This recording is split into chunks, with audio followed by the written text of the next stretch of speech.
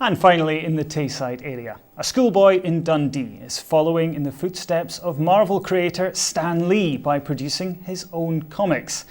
10-year-old Drew Marr has set up his own business, and his work is now being sold right across Scotland, as Dave Donaldson reports. That also sets off a medallion that's been swapped for something else. Comic book entrepreneur Drew Marr explaining the concept behind his latest work. He comes up with his own ideas based in films he's seen and also draws all of the characters.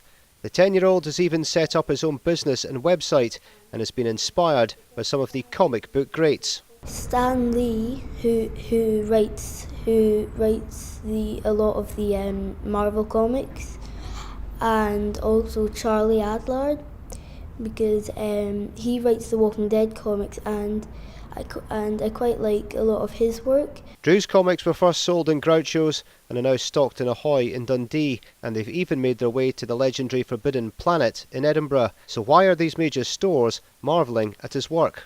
The artwork's amazing.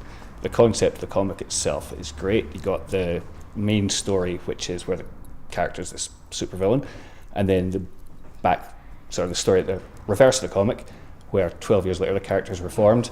He's now working for on the side of the angels.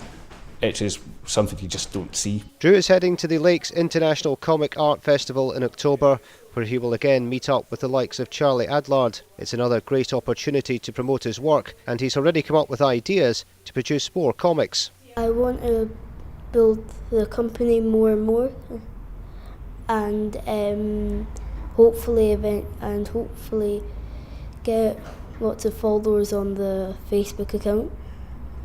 And that is presumably do more comics and different types of comics?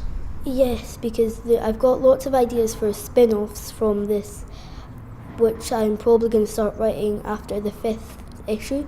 The ideas and the artworks that Drew has produced for his Gold Line comics are exceptional, especially for someone so young, and given his talent, he seems like he's going to have a very bright future.